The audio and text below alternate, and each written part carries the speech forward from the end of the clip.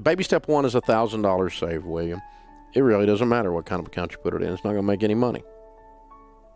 If there's no such thing as a 10% account on $1,000. I mean, you can put it in a money market if you want, and you're going to make 1%.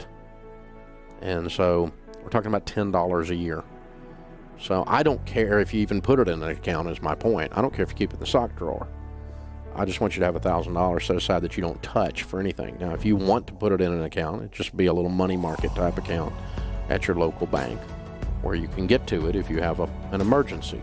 The downside of keeping it on the sock drawer is you might think the pizza man at the front door is an emergency, and he's not. So you need to be careful about how you define emergency. This is just to be used for emergencies.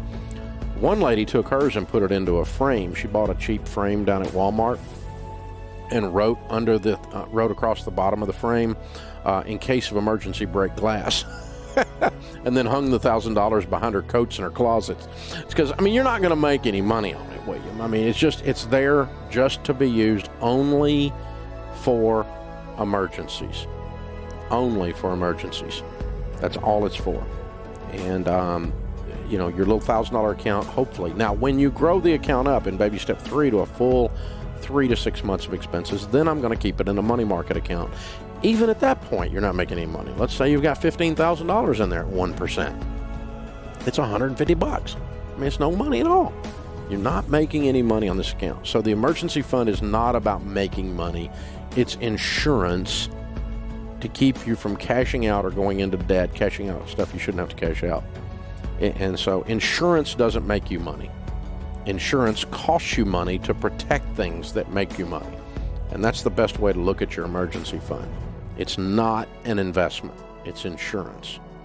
And that helps you if you do it that way. So when I finally got $1,000 and then I finally got $10,000 and it was all I had, I was all concerned that it needed to work really hard. And I started realizing that it's not going to work hard when it's in an emergency fund. And so then I wanted to start investing my emergency fund. Well, that's a dumb idea because by definition, an emergency fund needs to be easy to access, what we financial people call liquid. And so you have to set that aside. You just set this money aside and say, it's not the money that's going to make me money. It's the money that's going to protect the stuff that makes me money. I don't have to, I can, when you've got a big emergency fund, you can carry a higher deductible on your insurance, which causes you what? Have lower premiums. When you've got a bigger emergency fund, you don't have to tap out your 401k or borrow on your 401k if your car's transmission goes out. And so you get to leave alone the things that are making you money, and you get to decrease some of your costs like insurance and those kinds of things. You don't buy insurance on everything that turns around because you've got $15,000 or $20,000 set aside for your rainy day fund. One lady called it her GOK fund, my God only knows fund. And I don't care what you call it, but that's how you do it. So good question, William. I appreciate you bringing that up. So baby step 1 is $1,000 saved. 2 is pay off all your debts except your home using the debt snowball where you list your debts, smallest to largest, and pay them off in that order with great focused intensity. Once you're out of debt, then you go accept your home, then you go back to the $1,000 account in baby step 3 and raise it up to a fully funded emergency fund of 3 to 6 months of expenses. You need to run like your hair's on fire until you get those 3 steps done. You need to be in a panic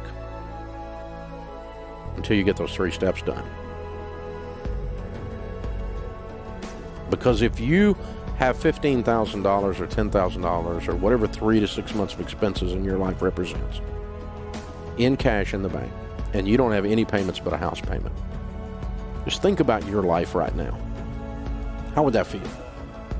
No payments but a house payment, and $15,000 or $20,000 or $10,000 laying there. You're not even there yet, and you just started breathing better. Just thinking about it. You took a deep breath and a sigh. It's exactly what you did after I said that. When you don't have any payments but a house payment, and you have your emergency fund, that's a foundational place to begin to build wealth. That's a foundational place to begin to your level of outrageous generosity. But until you get there, you're just scrapping and clawing like a rat in a wheel, man. And so you have to break the cycle. You have to flip this thing on its head and make it behave. You've got to get so fired up and wired up that your broke friends think you've lost your mind. If people aren't making fun of you, you're probably not on track. Because people are stupid. People are broke. They Said and I Heard is the dumbest financial planning firm out there. Because if you look around, 70% of Americans are living paycheck to paycheck. $1.4 trillion in stupid student loan debt. Another trillion in stupid credit card debt. Car fleeces. 78% of the cars that leave a new car lot are fleeced right now. And most of the rest of them are financed. Stupid is on parade all around you. It's a clown show financially. You want to be that? I don't want to be that. That's where when I hit bottom, I didn't hit bottom. I completely splatted because I was stupid with steroids, man. I know what stupid looks like. I looked that boy in the mirror. I know who he is. He was wrapped around my neck. And so you don't want to live like that. But your foundational stuff is to at least get rid of your debt, not counting your home. And at least get you a rainy day fund. And you don't need to be doing any investing until you get that crap straightened out. It's time to put on your big boy pants, your big girl pants. This is grown-up talk here. You're not in Congress. You have to live on less than you make. You have to apply yourself to these situations. You have to look in the mirror and look at each other as a married couple or as a single. Look in the mirror and say, no, we're not going on vacation. We're broke.